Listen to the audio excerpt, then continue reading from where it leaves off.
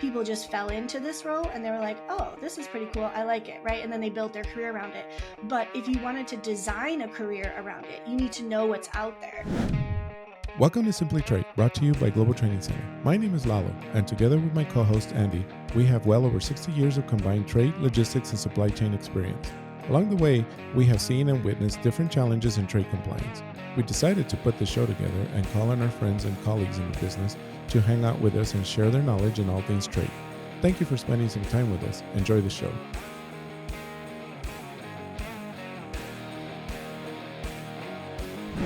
Lala, we're back again for another great show. I'll tell you, the thing that has been so phenomenal, we've gone to the conferences, we're getting some feedback on the podcast, and I got to tell you, man, I am humbled. I am just,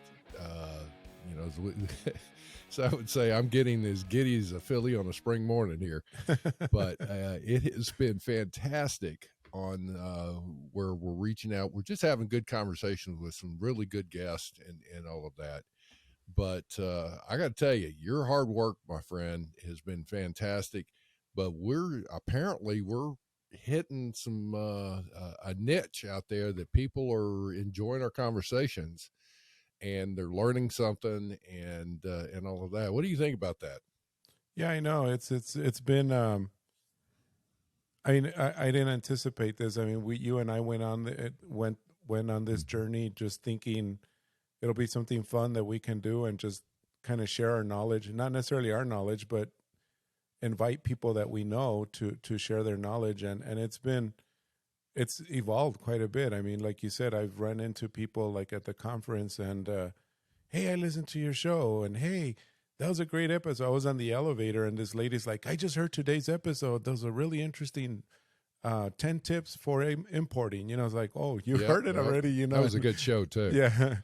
I got to tell you, I had a surreal experience as you're talking through that. It's like kind of like what you were saying in the elevator. There were people at the booth. For those that were listening, we were at the ICPA conference in Dallas, and we had a booth. That's the first time we've actually put the backdrop up, and that backdrop looks great, Lala. You did great. you found whoever you got to do that was fantastic. But it was surreal because I was standing behind them, and they're going, "Oh, hey, I listened to this podcast. This is good," and whatever. And so then I happened to be behind them, and I said, well, what do y'all think about it? And they turned around, your voice. That's it. It's you. And got so excited. And I was like, whoa, wait a minute. Take back here a little bit. But it's been great, hasn't it? It has. It has been really good. And with that, I just want to ask everybody if you can all just do us the favor of, you will follow us, of course, subscribe to our podcast wherever you listen to podcasts, but also rate us and comment. I mean, we got a really great comment the other day. Yeah, it was, we'll share it. And if I had her name, I would let you know who she was. But thank you so much for those really nice words about learning trade compliance information using our podcast. But thank you so much. But other than that, I mean, one of the things I wanted to touch on, and the reason I invited our next guest, her name is Kellie Kemock, and she's been in fact, so let me tell you, Andy, this is our first podcast host on our podcast. She has her own podcast. And so, oh, fantastic. This is going to be great. Yeah. So a fellow host of a podcast, and her theme of her podcast, I've loved it from the beginning. It's on career development, mentorship. I mean, she has a niche with women, women in trade, which we'll let her explain that. But I mean, it's just reminded me of when I was starting off in this career. I mean, I was fresh out of college, and I had this degree called computer programming that now people, I guess, call it computer science. But way back in the day, using the big IBM systems and all that, there wasn't really very much to program on PCs back in the day. But anyway, coming out of that, I remember my mentors, Jerry Terrian. I'm going to do a big shout out to them, the family. It's Jerry Terrian, Mike Terrian, and Susan Terrian. I mean, they're unbelievable. I mean, if it had not been for them, I wouldn't be where I am now. I really do, thank them for all that. But I mean, and because of that, I think I felt this was important show to research and talk about. Well, I appreciate that because we've all had people that we've respected that we probably didn't go seeking on as a young person.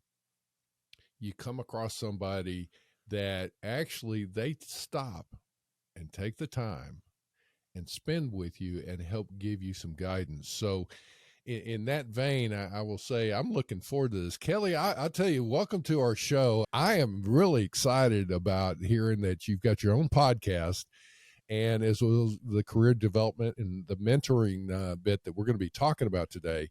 But hopefully you can give us some pointers here because you know what? Lalo's doing a lot of great work. And I'm the one he's having to pull along like that lead ball on a chain, through sludge or something, and it's like, hey, Andy, you got to get up here and do this. But Kellie, welcome to our show. And I'm looking forward to talking with you today. Thank you so much. Thank you for having me on the show. It's great to be here, and I'm happy to talk about the career development and networking and mentoring. It's something I'm really passionate about. And like you said, in this career, we have people that teach us this role and teach us what trade is, because it's not necessarily something you learn from a book. It seems to be this career is something you learn on the job. And I feel like that's a reoccurring theme for most people, that you learn it from other people. And that's really why I wanted to start my Women in Trade podcast, because I had great mentors myself.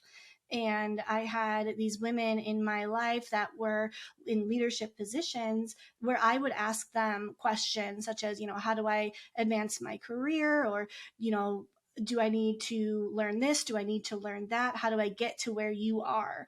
And they would give me advice. And I realized that when people started asking me those same questions, that I had great mentors who had great answers. And so I just wanted to connect is where I was in the middle.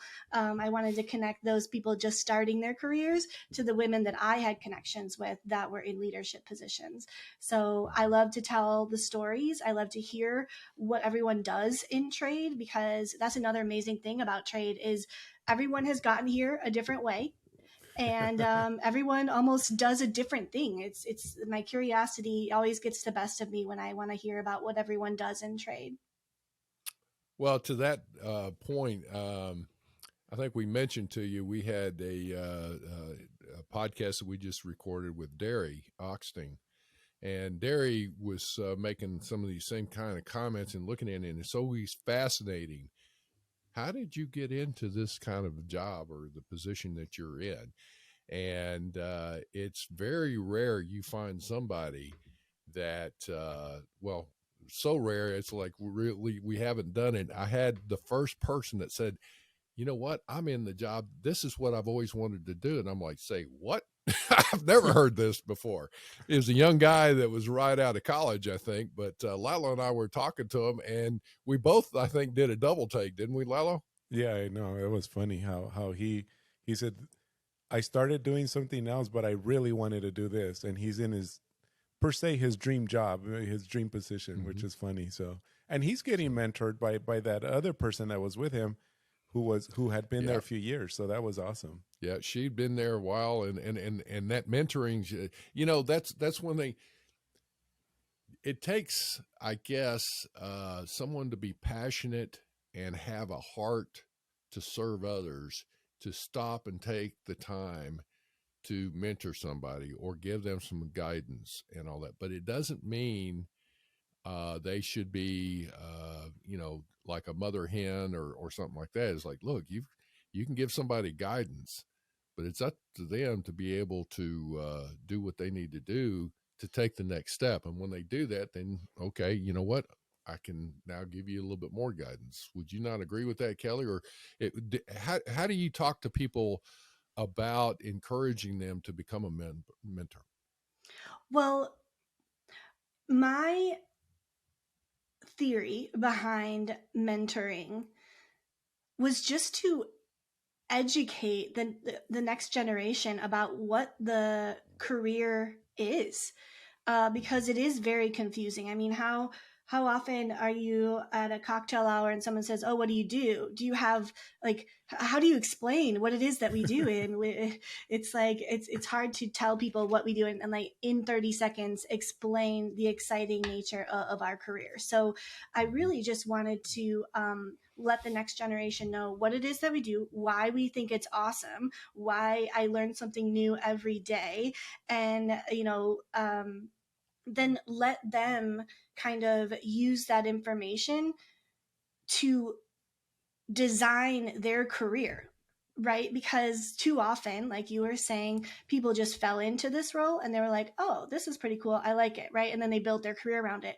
But if you wanted to design a career around it, you need to know what's out there. You need to know, that you have options to work at a customs broker.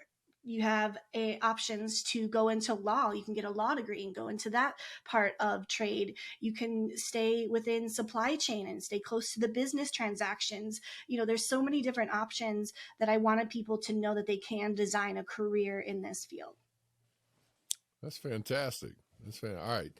So how do you want to go about this in talking through this? Do you want to talk to the person that is coming up through the career, in their career, and say, okay, let's give you some guidance here on, some of the things you should be looking for, or reaching out to somebody to become a mentor?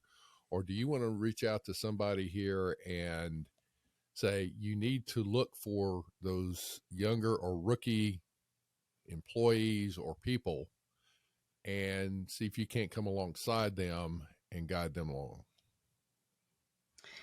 I have this view that everyone can be a mentor and everyone can be a mentee. You can Mm-hmm. always mentor someone who has less experience than you, but I feel like I will always have mentors that have more experience than me. Mm-hmm. So it all depends on the relationships that you build. And I've had experience in formal mentoring relationships where they match you up with somebody and then you ask your questions and you move along. But it's those informal relationships that you build along the way that are really going to be the most valuable, in my Right. opinion.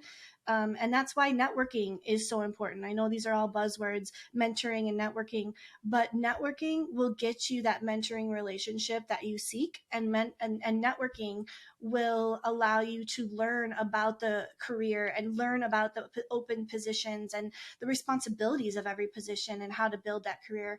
And networking is also going to let you learn, or sorry, networking is also going to let you meet all of these great people in this industry, such as ICPA conferences. You can go there and meet all these great people, and everyone on, as guests on your podcast, you met them through networking in this field, right? Through your experiences. Mm-hmm. And, the great thing is that this whole career field, everyone in this career field, everyone that I've met is very collaborative and willing to talk and to help each other answer questions. And the ICPA conferences, I learned so much just chatting with people. And so that networking piece definitely leads to the mentoring piece, in my opinion. One of the things I usually try and offer as a suggestion is, and I think there's lots of career development type things, and especially if you have aspirations to step into management, and all that, is to make a point to try and meet somebody for a cup of coffee, go to lunch, have a phone call, at least one new person a week. And at the end, you'll have roughly about 45 to 50 people that you will have networked with in that year. Now, in this scenario, what I'm talking about here is expanding to different spheres within a company, and in different areas. It's okay to try and if you're a manager, go up to the next level, like to a senior manager or director level, and start asking and talking there, or even up further and asking the questions. One of the things to do is to sit down, be very succinct with your questions, but make a list of some questions. Maybe, don't make it a long dissertation scenario there. They're like, oh my gosh, I've got to go. He's like, hey, if you've only got 15 minutes, ask, 2-3 questions, and, be that and go from there. But that's one of the suggestions I always offer is make a point to network. And to network means you've got to develop some kind of a relationship. And so hence making a phone call, hence making time to, go to lunch or I guarantee you, folks in upper management, if they get a call from somebody in the lower ranks or something, it's like, look, I would like to just come meet with you, find out what, about your career, what you do, what do you, some things like that. They'd love to talk to you. And go from there. If their schedule's not is too busy, then schedule it, 6 months out or something, or get it on their calendar. They'll, you know, take the time with it. So, what do you think? Absolutely. I think that is easy to do within your company. I feel like that's expected, like within my employer as well. But I think it's harder to do, to learn and to network with people outside of your company. And that's why ICPA is so important, because you do get to meet people who do your same thing, maybe your peers, but then also people in management roles, maybe higher levels than you. So that's why I really am a champion for our staff and seniors at EY to get to these conferences, because I feel like at that level you need to learn and network with the people at your level, along as you progress as well. But everyone at every level needs to be doing this networking, not just within the company, but outside your company too. And Outside of it too. so yeah, and ICPA is so great because people are there to do the same thing as you, and that's where I got to meet so many different people to kind of introduce myself and do that Right. same thing. Hey, can we have coffee? That kind of thing. Well, and ICPA is a great organization. It is phenomenal. But I will say there's other trade associations. It just depends on where you're at. I mean, Right. AAEI is another one that is a good one for it. It plays a whole different role that's more focused on trying to affect change in the importing and exporting communities. And there are some phenomenal folks in that. And then there's specific trades, the trucking organizations and the brokers associations and the aerospace and the manufacturing and the, footwear and clothing. The point being is it puts you in a scenario where you're going to get to meet people outside your company that are in the same industry or in the same function, and you can go from there. That's one of the things we talked about is with at least the most recent ICPA conference is great is that there was about 40 to 50% first time attendees at the fall conference. And what was great about that is when you go, it's, as I would say, you're able to, when somebody asks what you do and all that, you're able to talk turkey with somebody. They know exactly what you're talking about. You don't get the deer in the headlight look, and it's intriguing. And then you start hearing, well, how do you handle this situation, or how do you keep up with all your new parts that are coming in, trying to keep them classified? And so you start comparing methodologies, and it's like, wow, I hadn't thought about trying it that way. I'm doing it this way. And so you're actually able to, if you will, talk shop. And it's the old adage, iron sharpens iron. You're going to be able to be around people that are smarter than you are on a topic, whatever. So it's like, guess what? I need to step my game up here a little bit. I need to go learn a little bit more, whatever. 100%. I agree with you. The learning aspect of this role and learning aspect of networking in general is huge. Mm-hmm. And I don't know if it's specific to our industry, but it's awfully apparent that we need to learn from people who do this in real life, because you can't just pick up a book and be like, oh, how do I Right. do X, Y, and Z in trade? You have to figure it out, like, okay, how does this actually work in real life? Because the regulations only tell you so much, and then how to actually do something, or best practices even. There isn't a black and white manual of this is how you have to do X, Y, and Z in trade. People do it differently. And so I think, rubbing elbows with people at a conference and figuring out those best practices is really going to help you add value in your current role, but then also learn what else is out there. But learning is why I think this career path is so interesting because you never know everything. You can never know everything, and I learn something new every day, and that's why I keep encouraging people to join this career path, because it's always something new, something's changing, and you have to Fascinating. research every day. Obviously, with our career, our social network is LinkedIn, right? I mean, where else are you gonna go? You can't go to Instagram and get too much. I mean, you'll get some stuff, I guess, or TikTok or whatever, but not as much as you would on LinkedIn. But if you pay attention and you go to these places and you see like a Kelly, um, I really like this, Kelly, when you did this during the pandemic, when you started these networking social hours. I mean, and what a great way to get people together. I mean, you basically just said, well, we're not going to let this stop us from getting together, and you just did it, and of course that was a supplement or a byproduct of your podcast, but and that was great. I think what things like this is we need to be aware of and look out for, because they exist, and aside from the formal organizations, like the OWIT and the ICPA, AEI, NCBFAA, so anyway, I just really felt that No, I that like those that. So, efforts. Kelly, talk about that. How did you set up? And what were you striving to do? I guess, and tell our listeners what Lalo's referencing here. Absolutely. Thank you. Yes. So I was a member of OIT, the Organization of Women in International Trade, and then that's very much a citywide chapter organization, and I realized that if we could use this opportunity where everyone is using Zoom or using these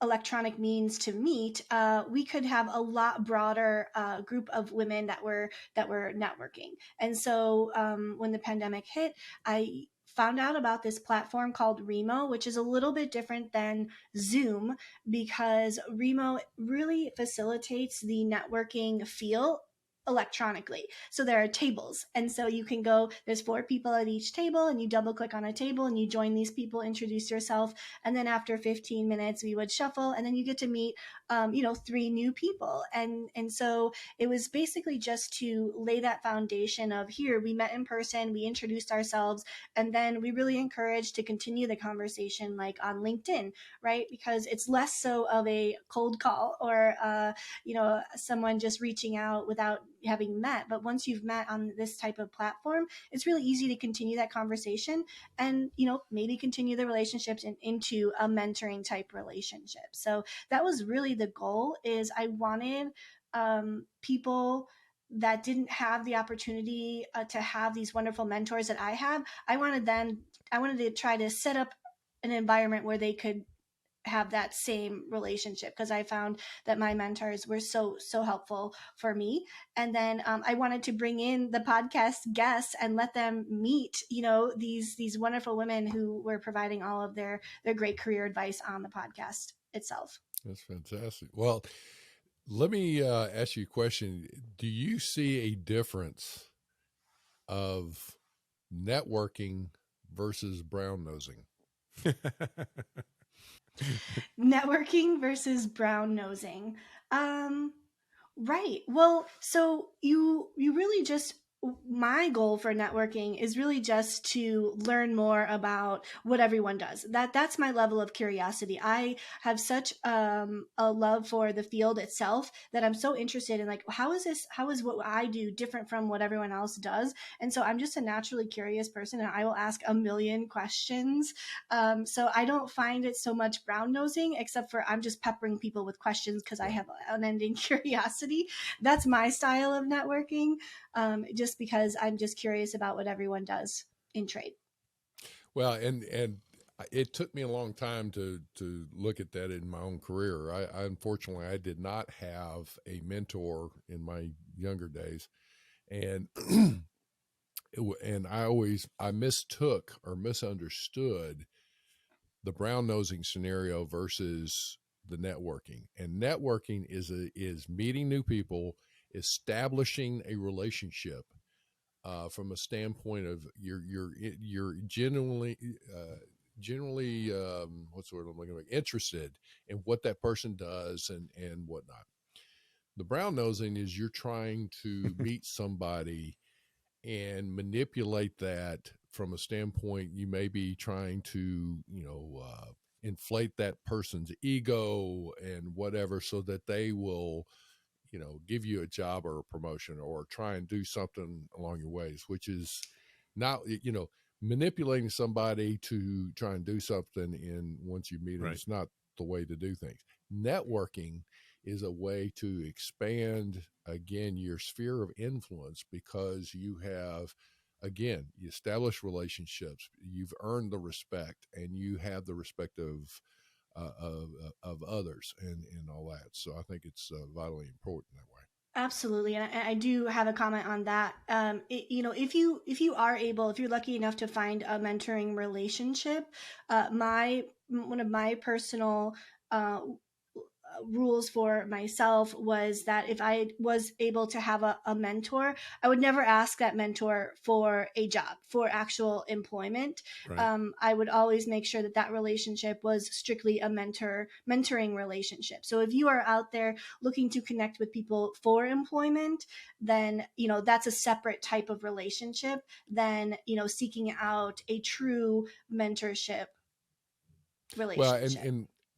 and again, what's good is as you develop a network, again, you go to these locations, these conferences, and different things, and you see people that it's like, hey, you're looking forward to seeing them. It's kind of like a family reunion. You get to see them.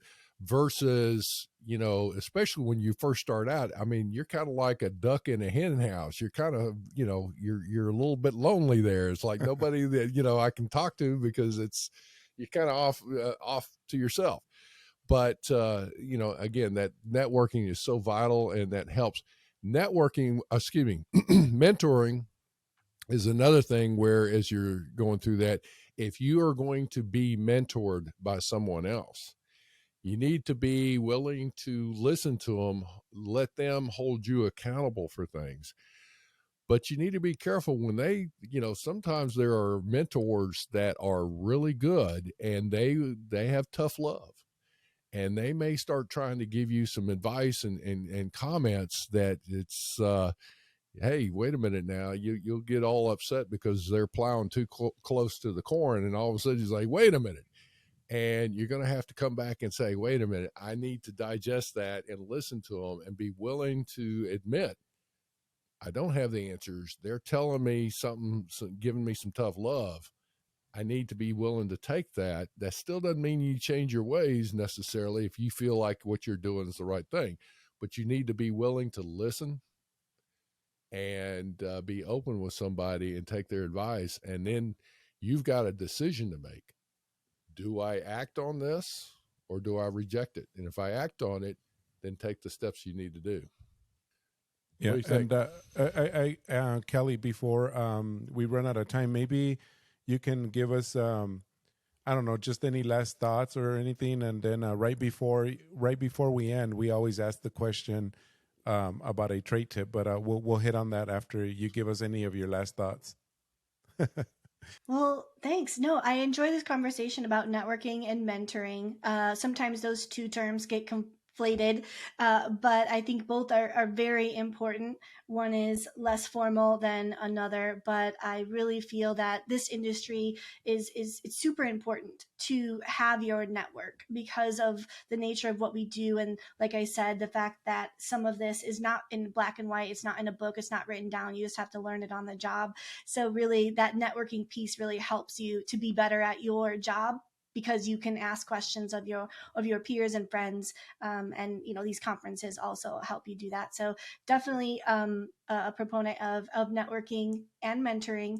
So yeah, on LinkedIn, I think Derry and I had talked about making sure that everyone knows that on our profiles, we are open for mentoring, right? So you can reach out to me, and then if you need to, I can get you in touch with a bunch of different people in my network, right? So if I don't know, I can always get you in touch with somebody that is in my network. So yes, I'm absolutely open for networking and mentoring. So please do connect on LinkedIn, and I'm happy to discuss it. Nice. That's great. Yeah. So we do wrap up every time by saying or asking our guests, can you give us a quick 1 minute, your best trade tip? I know we're talking about mentoring and everything, but hey, maybe that might be your trade tip, to mentor. But give us your quick 1 minute tip for trade compliance or trade in general. Like what would you like to share with our audience on that? Sure. So my trade tip is to not burn bridges in this industry. Because it's so built on relationships, you will inevitably run into these same people in this industry. Yeah. And so I would say be careful about burning bridges, and make sure that if you do take a new opportunity, that your exit strategy is proper, and making sure that you have a good reputation. Don't Yes. ruin that reputation in the industry. Right. No, I agree. Yeah. Kellie, what's the name of your podcast?